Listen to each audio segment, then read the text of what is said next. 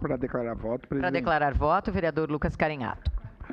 Obrigado, presidente. Saudar a vereadora Rose Frigieri pela proposição. Fico triste porque não me convidou para assinar, porque eu teria assinado e acrescentado outras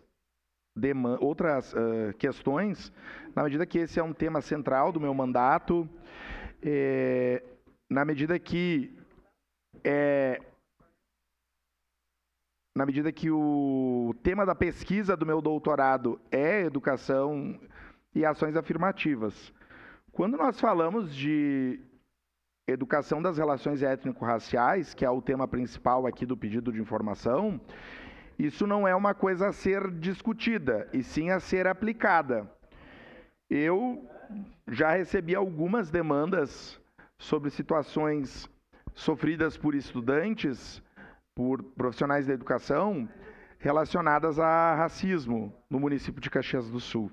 E é lógico que se a gente vive numa sociedade racista, as pessoas sofrem racismo em todos os espaços, inclusive nas escolas. Então temos muito a avançar no sentido de reconhecer esse problema e de criar formas de enfrentá-lo.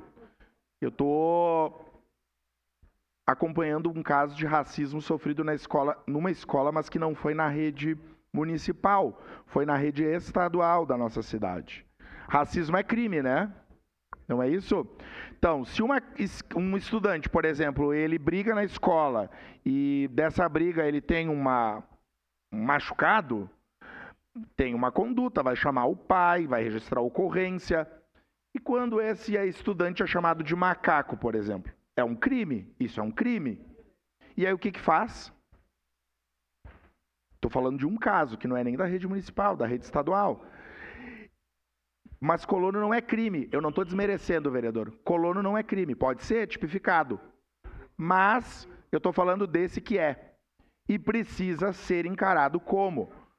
E muitas vezes não há uma conduta para tratar com essa situação. Eu acho que uma questão não é maior que a outra. Mas racismo é e precisa ser tratado dessa forma. Seja na conduta de atitudes que as pessoas sofreram, mas na formação. Os professores precisam trabalhar com esse assunto, ter formação, ter materiais. Então é importante pedir de informação e no momento oportuno eu voto favorável. Declaração de voto.